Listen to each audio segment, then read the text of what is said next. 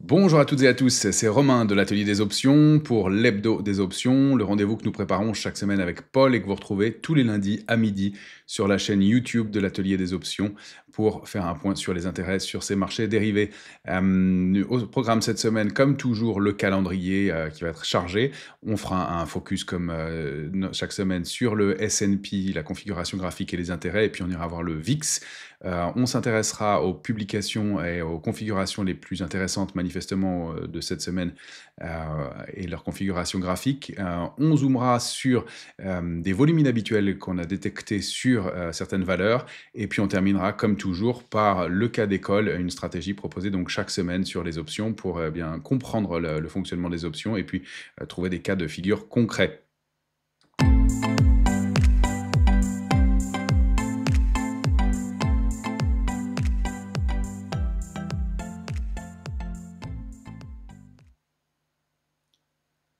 Alors, un calendrier qui va être riche cette semaine avec bien dès mardi la confiance du consommateur du Conference Board, les chiffres mensuels de l'emploi, le rapport Joltz, et mercredi on aura l'enquête privée ADP de l'emploi mensuel aux États-Unis, et puis on aura publié plus tôt cette semaine l'indice PCE Core, donc l'indice d'inflation, un chiffre important à surveiller évidemment en ce moment, qui sera publié donc mercredi, jeudi l'indice PMI de l'ISM, indice donc des directeurs d'achat, indicateur avancé sur la santé de l'économie qui sera évidemment important à surveiller. Et puis on terminera cette semaine macroéconomique par les NFP, Non-Farm Payrolls, les chiffres mensuels de l'emploi, l'enquête gouvernementale de l'emploi aux États-Unis. Donc un chiffre évidemment important pour la semaine.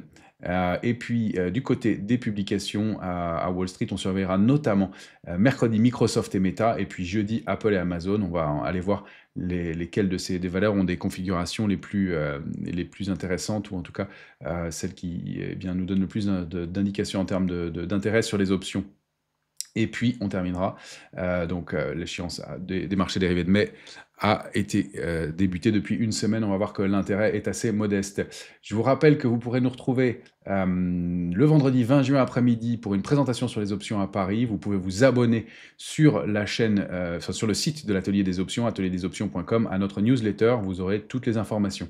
Alors, focus sur le S&P et le VIX. On va aller voir que cette hausse, eh bien, elle manque d'intérêt, même si effectivement les éléments se détendent globalement, et dont la volatilité qui est en passe d'aller combler l'un de ces deux gaps laissés ouverts. Publication, on va faire un focus sur Apple et Amazon. C'est elles qui ont les configurations graphiques qui sont les plus faibles manifestement, et en termes d'intérêt, on va le voir aussi. Elles sont plus optimistes. Le comportement des opérateurs est plus optimiste. Le ratio put-call est parmi les plus optimistes de ce qu'on a relevé. Une précision, et je reviens un peu sur les publications de la semaine, pour les publications à surveiller. On a effectivement graphiquement des publications qui sont des intérêts en termes de ratio put-call qui sont pour Microsoft relativement équilibrés, donc pas d'alerte majeure à notre sens. Un peu d'optimisme quand même sur Meta, donc prudence relative sur le titre, mais il surperforme pour l'instant. Et puis les deux configurations, les deux ratios put-call les plus optimistes, clairement, qui passent sous les 0,80, eh bien ce sont Apple et Amazon qui sont les ratios de put-call les plus optimistes, et donc qui nous invitent à vraiment de la prudence, d'autant plus que ce sont les deux titres les plus faibles en termes d'intérêt. Et puis donc après ça, comme je vous le disais, on ira faire un focus sur ces valeurs. Des volumes inhabituels détectés sur deux titres sur lesquels on ira zoomer et qui donnent des signaux intéressants. Core Scientific et Intel, des stratégies peut-être haussières qui se mettent en place sur les options. On va aller regarder ces volumes inhabituels et les stratégies qui ont été détectées en termes de volume. Et puis on terminera par le cas de Paul, comme chaque semaine. On fera un bull put spread sur T-Mobile US qui a déjà publié, donc toujours intéressant de pouvoir intervenir après les publications et manifestement peut-être après un excès baissier à voir. On va commencer tout de suite avec, comme toujours, le S&P graphique hebdomadaire. Vous l'avez ici, le S&P donc a quand même rebondi de 4,59% au cours de la semaine précédente. On voit cette grande bougie qui englobe la bougie de la semaine précédente, un mouvement haussier. On est en train de réintégrer ce niveau de 5504 points, mais on constate que la hausse s'est formée avec une baisse de la position ouverte sur le SPX de 0,85% sur la semaine et un ratio put-call qui devient optimiste, 1,29 contre 1,67. Reste prudent, pardon, 1,29, on est toujours au-delà de 1,20, donc qui reste prudent, mais moins prudent que la semaine précédente qui était à 1,67.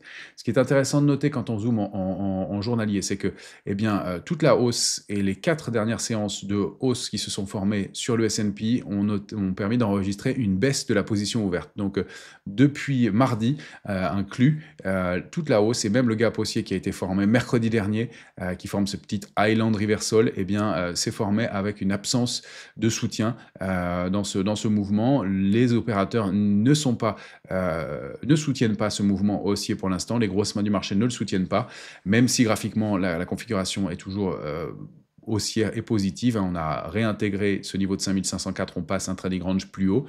Et puis, on est sorti de cette zone 5258-5504. On valide et on conserve, on laisse ouvert ce gap haussier, donc ces petits island reversal avec les cotations isolées du 16 avril au 23 avril. Un petit island reversal qui ne s'est pas fait en bas de marché, on le rappelle, donc qui a moins de force, moins de puissance, mais qui reste dans le gap, le dernier gap reste toujours ouvert. Donc on est toujours installé au-dessus de cette zone de prix qui est vraiment la zone d'alerte et de retournement. Donc on pourrait assister à un petit peu de volatilité, quelques prises de bénéfices pour de la spéculation, et en tout cas la confirmation que ce mouvement est opéré et étayé et peu étayé et opéré principalement par des mains faibles du marché. On a les rapports indiquent tous, le rapport BOFA, que ce sont plutôt les retail qui payent ce mouvement-là, qui ont trouvé des points d'entrée sur certains titres, notamment des GAFAM, et qui donc sont en train d'alimenter ce mouvement, mais que les gros acteurs, les grosses mains du marché n'accompagnent pas. Alors cette lecture de la position ouverte, elle nous indique ce que font les grosses mains. Ça n'est pas un signal de retournement de tendance, mais on sait que souvent les zones qui ont été mal étayées sont revisitées. Parfois le marché peut latéraliser et l'intérêt arriver ensuite, donc ça n'est pas en soi un signe de retournement, mais on a une probabilité assez intéressante de voir des replis dans le courant de cette semaine. Et puis on va le voir, effectivement, les publications qu'on attend sont un peu, pour les configurations graphiques, sont un peu en demi-teinte selon les valeurs. Donc prudence. Vous avez les niveaux, si on repasse sous 5504, c'est retour à 5396, et puis le risque d'aller combler ce gap, d'invalider le mouvement haussier, et donc de revenir à 5258, c'est le niveau d'alerte. Il ne faudrait pas repasser sous ce niveau-là, sinon on repart en tendance baissière et on irait probablement retester la ligne de tendance haussière de long terme qui est ici, et les points bas, s'installer à un trading range plus bas. Ce sera peut-être moins violent et plus canalisé que ça ne l'a été précédemment, mais ça reste quand même un marché qui est, à mon sens, peu étayé et un petit peu fragile, encore une fois sur fond de regain d'optimisme de la part de quelques opérateurs. On va jeter un œil sur le VIX qu'on a en journalier. La configuration et la détente qu'on avait pressentie la semaine dernière se confirment. On a ce gap baissier laissé ouvert le lundi 14 avril qui a été partiellement comblé, mais à peine, et donc qui reste toujours un plafond de verre. On revisitera probablement ce niveau de gap à brève échéance, et donc on peut s'attendre à des risques de hausse de la volatilité, donc de baisse sur les indices. Pour l'instant, on est bien passé sous l'oblique haussière qui était ici, testé plusieurs fois. On l'a rompu avec un gap qui a été comblé, donc gap probable de continuation. On avait indiqué que le principe du gap de continuation, c'est qu'il indique souvent la moitié du parcours. Donc premier gap baissier ouvert ici, deuxième gap ouvert ici et comblé rapidement, c'est pour ça que je l'indique plus, gap de continuation. On prend l'ouverture de la bougie et on duplique ce mouvement, donc du pied du premier gap jusqu'à l'ouverture du gap suivant, et on le duplique par le bas. Ça nous donne en mire une volatilité qui pourrait retourner en direction de 20-26, et donc aller combler le gap haussier laissé ouvert cette fois-ci le 3 avril dernier. On est proche d'aller combler ce gap. On s'est approché du pied du gap la semaine dernière sans y rentrer. Vraiment, on a testé le pied du gap, et manifestement le début de semaine va dans ce sens. Donc encore une fois, on approche de cibles haussières, même si on peut voir qu'il y a encore de la place pour que la volatilité consolide, et donc on voit des extensions haussières encore sur les indices dans le rebond, alors qu'on s'installe effectivement du bon côté graphiquement des niveaux d'alerte, donc une poursuite du mouvement mais encore une fois, pas très étayé, pas très suivi. Je m'attends à des répliques baissières, comme vous l'avez compris, dans les jours ou semaines qui viennent, et un petit peu violentes, manifestement. Les deux valeurs qu'on a retenues, puisque je vous ai indiqué les ratios put-call globaux sur chacune d'entre elles, eh bien, c'est Apple, dans un premier temps, qu'on va aller voir graphiquement ici. Alors Apple, on va se positionner en hebdomadaire et voir les enjeux graphiques et techniques. Alors vous voyez, j'ai entouré le titre Apple en rouge. Pour moi, le ratio put-call est trop optimiste sur le titre, même si on a été réintégré la borne basse du canal haussier de long terme, pas mal de volatilité. On revient sur un niveau charnière, un niveau clé, sur lequel on va zoomer en journalier. Voilà les enjeux graphiques pour Apple. Effectivement, le titre a formé deux gaps haussiers d'affilée, donc peut-être gap de rupture et de continuation, même s'il n'a pas été comblé pour l'instant. On est installé au-dessus, mais on est dans une zone charnière, un plafond de verre qui est 206,90, 209,70. C'est un gros niveau, 209,70. On voit qu'on avait un niveau intermédiaire, 209,70, qu'on avait testé plusieurs fois, qui est vraiment un pivot. Et on n'est toujours pas allé combler le gros gap baissier laissé ouvert au moment de l'accélération baissière du jeudi 3 avril. On a comblé celui-ci en revanche.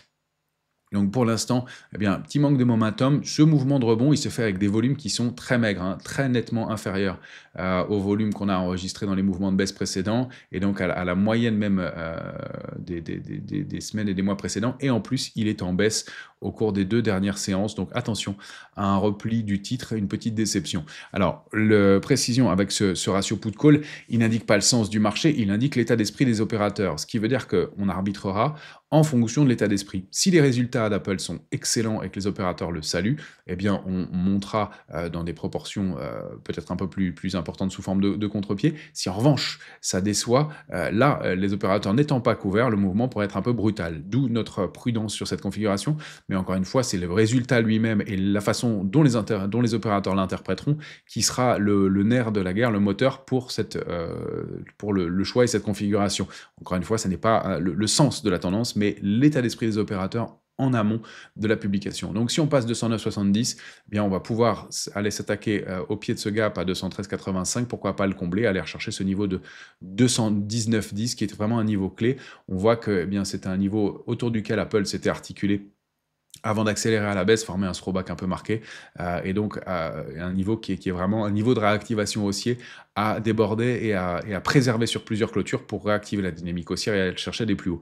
Si à l'inverse on repasse sous 206,90, on a des chances d'aller combler notre gap du 23 avril, accélérer à la baisse et aller rechercher ce niveau de support à 195,60. Au moins, on reconstruira peut-être par la suite, mais attention, sous 195,60, on rompt la ligne de tendance haussière de long terme et on repasse en tendance baissière avec des risques d'extension, avec les premiers niveaux que vous voyez ici, et pourquoi pas des niveaux de support majeurs plus bas. On n'est peut-être pas dans une configuration qui permettra d'enregistrer des mouvements aussi importants à la baisse, mais en tout cas une petite complaisance qui nous invite à la prudence. Deuxième publication, c'est deuxième configuration qui donne un peu des signes de faiblesse aussi. Ce n'est pas le titre le plus fort, c'est Amazon graphique que vous voyez ici en hebdomadaire. Pareil, je l'ai entouré le nom de la valeur en rouge. Pour moi, complaisance dans ce mouvement. On remonte avec des volumes qui sont en baisse tous les jours. On teste ce niveau de 188,70 qui est un gros niveau. Je rappelle que le titre avait rompu son canal haussier de long terme, accéléré à la baisse, et il est pourtant, pour l'instant, calé entre 161,80 et 188,70. On va zoomer en journalier pour voir la configuration. On est en train de s'attaquer sur Amazon à cette résistance 188,70. On a laissé ouvert ce gap aussi de rupture manifestement. C'est un titre qui est en force relative moins performant que les autres. Il a moins rebondi que les autres et encore une fois avec des volumes qui sont maigres. Alors si on préserve 188,70, encore une fois, la publication déterminera les choses, mais cette petite complaisance laisse à penser qu'on peut revenir à l'intérieur du range 188,70, 174,60 et pourquoi pas aller rechercher les points bas testés au début du mois d'avril. Si en revanche les publications sont excellentes et qu'elles sont bien arbitrées, eh bien, le mouvement sera plus haussier au-delà de 188,70. Encore une fois, pas une martingale, mais un petit signe de prudence par rapport aux autres titres, donc Meta et Microsoft, pour lesquels eh bien, les opérateurs sont un peu plus prudents, même si sur Meta, encore une fois, on est à un ratio optimiste. On n'est pas en complaisance, mais on est à un ratio optimiste, donc prudence un peu aussi sur Meta. Voilà les configurations et donc les ranges, hein, si on les duplique, si on prend Amazon, la sortie de ce range-là, bien le gros mouvement, ça pourrait être de se réinstaller au-delà de 188,70 et donc d'aller chercher 215,98.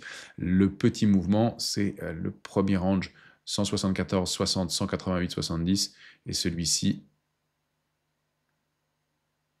nous donnerait comme cible eh bien, la grosse résistance à 200,12 et pourquoi pas le niveau de 202,55. Donc voilà les arbitrages à surveiller. Si en revanche, eh bien, on retourne à l'intérieur du range, vous avez compris. La suite des volumes inhabituels, alors sur Core Scientific, détecté par Paul, il y a un gros bull call spread prix d'exercice 15 et 20 sur l'échéance de septembre qui a été détecté. Je vais dézoomer sur Core Scientific en hebdomadaire, pardon, avec donc un titre qui a bien préservé un gros niveau de support à 6,51, formé un avalement haussier en hebdomadaire la semaine dernière. Hein. La bougie, je rappelle que l'avalement haussier, c'est que la bougie de la semaine du 21 avril a englobé celle de la semaine du 14 avril. On a ouvert plus bas et on termine nettement plus haut d'ailleurs, avec des volumes qui se sont un peu étoffés, même s'ils restent relativement maigres et inférieurs à la moyenne, mais qui sont en progression en revanche à chaque jour de hausse sur le titre. Alors, le bull call spread hein, d'échéance septembre, eh bien, c'est un opérateur qui a créé une stratégie débitrice. Il a acheté le call 15, 88 000 bull call spread, hein, donc une position importante, qui attend donc un mouvement haussier manifestement important et qui a financé une partie de cette stratégie avec la vente du call 20, donc qui vient financer une partie de l'achat du call et donc qui indique eh bien, que l'opérateur s'attend à ce que le titre rebondisse en direction de cette zone de prix d'ici septembre.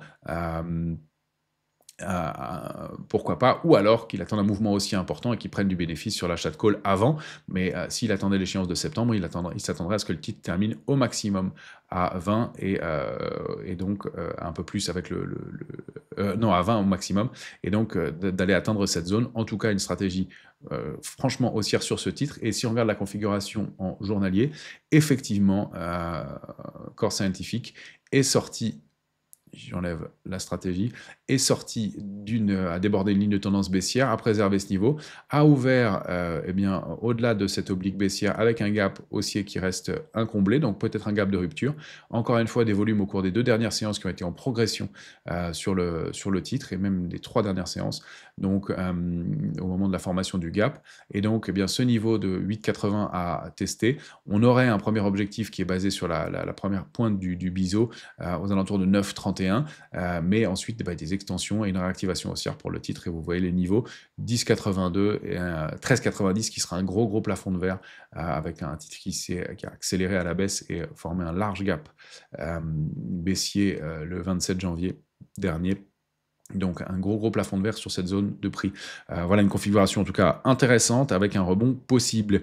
Un autre titre sur lequel eh bien, un gros pari, si on peut dire, une grosse stratégie a été ouverte. Non, je vous ai mis Nvidia, c'est Intel que je voulais vous montrer. Intel est ici, graphique en hebdomadaire. Intel, eh bien, il y a une vente de 44 000 puts de strike 16, que je vous ai indiqué ici, le prix d'exercice 16, sur l'échéance de septembre. C'est-à-dire qu'un opérateur est prêt à acheter 4 400 000 titres Intel à 16, soit une position de 70 millions d'euros. Or, Intel préserve systématiquement depuis août dernier ce niveau de support à 18,84, avait eh bien, été l'objet de volatilité au cours de la période qui a suivi, notamment, je vous le rappelle, sur des rumeurs d'OPA sur le titre. Or, on est proche du niveau de support à 18,84. La réaction a été modeste pour l'instant sur le support à 18,84, mais on voit ce grand range 18,84, 26,20 qui est important, avec un niveau intermédiaire à 21,54 et un autre à 23,90. On pourrait même indiquer une médiane, encore un autre niveau intermédiaire probablement au sein de la zone située donc autour de 22,40, 22,60. Mais le premier niveau à déborder, c'est 21,54 pour aller chercher et tenter de rallier la borne haute du range. Dans ce cas-là, on pourrait assister, pourquoi pas, à un double ou triple bottom, enfin même triple, hein, puisqu'on a testé une fois les prix ici, une deuxième fois ici, et à plus d'un mois et demi d'écart, encore une fois, ce niveau, et donc aller dupliquer le mouvement du range 18,84, 26,20 par le haut, et dans ce cas-là, eh bien, on aurait une cible graphique située dans un premier temps à la résistance majeure à 30, et pourquoi pas des extensions en direction de 33,54, cible idéale du range dupliqué par le haut. Le signal est modeste pour l'instant, on n'a pas d'éléments particuliers, mais en tout cas, manifestement, il y a un opérateur qui, d'ici septembre, est prêt à prendre un pari assez haussier sur le titre, et en tout cas à acheter cette ligne de titre à 16 si le titre venait à rompre 18,84 et à s'installer sous le prix d'exercice à 16. Et puis on va terminer la semaine avec notre cas d'école proposé par Paul, une vente donc un bull put spread indiqué ici. T-Mobile, on va dézoomer non, on va rester en hebdomadaire, c'est très bien. Si je voulais vous montrer la ligne de tendance haussière, voilà. T-Mobile, c'est un titre qui évolue au-delà d'une ligne de tendance haussière depuis mai 2024, testé une fois, deux fois et trois fois. Or, le titre, eh bien, après sa publication vendredi, a plongé assez nettement pour rallier et même enfoncer un peu la borne basse d'un petit canal baissier, un canal de consolidation manifestement au sein duquel il se trouvait, pour aller rallier ce gros niveau de support de 232,20. Le titre a ouvert, je vais zoomer en journalier, vendredi avec un large gap baissier, mais on voit qu'il vient à la conjonction de différents points. L'ancienne ligne de tendance haussière de long terme, ce gros niveau de support à 232, un mouvement de baisse qui s'est formé avec des volumes importants, et un large gap baissier. Alors, au sens de l'analyse graphique, on pourrait se dire que ce n'est pas le moment d'acheter le titre, sauf qu'on est revenu sur un support, qu'on est à la croisée de niveaux importants, qu'on teste cette oblique baissière, c'est la borne basse de ce canal baissier, même si on l'a un peu enfoncé, il y a une petite réaction sur ce gros niveau de support, et puis on s'approche de la ligne de tendance haussière de long terme. C'est tout l'intérêt des options, c'est que eh bien, dans ce cas de figure que Paul a détecté pour nous, on a une probabilité très intéressante, puisque cette configuration et le bull put spread dont on va détailler les bases dans un instant, eh bien, a obtenu presque 92% de réussite sur près de 70 opérations testées. Donc on a une probabilité statistique intéressante avec cette stratégie qui laisse de la marge. Je rappelle que le bull put spread, eh bien, c'est d'aller vendre un put hors de la monnaie, en fonction de sa sensibilité, eh bien, avec un prix d'exercice plus ou moins haut, plus ou moins bas. Plus je vais le vendre bas, plus je vais donc prendre de la marge par rapport au cours actuel, et donc valider ma stratégie en fonction de ma sensibilité au risque. Je vais acheter un put plus bas aussi en fonction du risque que je veux prendre, qui va venir en débit de la vente de put qui m'a été crédité. Donc, en fonction du risque que j'ai envie de prendre dans cette stratégie, je vais acheter un put plus ou moins cher, plus ou moins bas. Évidemment, plus je le prends bas, moins il me coûte cher, mais plus j'ai un risque important. Et mon point mort, eh bien, il va être déterminé en fonction des bases que je vais prendre pour cette stratégie, avec, eh bien, dans ce cas-là, plus je vais vendre mon put haut, plus je vais encaisser de primes, et donc plus je vais remonter mon point mort. Plus je vais remonter mon achat de put, plus il va me coûter cher, et plus ça va baisser mon point mort. Donc toujours cette stratégie très intéressante qui laisse de la marge. Le principe, bien, c'est que si on passe sous ma vente de put à l'échéance, eh bien, je vais devoir acheter le titre, et puis je sais en revanche que mon risque est limité à l'achat de put que j'ai fixé ici. Donc j'ai une stratégie qui est bornée, et l'idée c'est de terminer en principe au-delà de la vente de put pour pouvoir encaisser la totalité de la prime, même si j'aurais perdu la valeur de mon achat de put qui m'a servi de sécurité dans cette stratégie. Voilà les éléments que je voulais vous donner pour ce que nous voulions vous donner pour cette semaine. Et donc des éléments de stratégie, encore une fois, et bien pensez à vous abonner à la chaîne YouTube de l'Atelier des Options, à activer les notifications, et puis vous pouvez tout à fait nous laisser vos commentaires dans le suivi de cette vidéo pour bien des précisions, pour des éléments, et puis qu'on améliore ce contenu si vous le voulez, ou pour simplement qu'on vous aide à mieux comprendre ces différentes stratégies.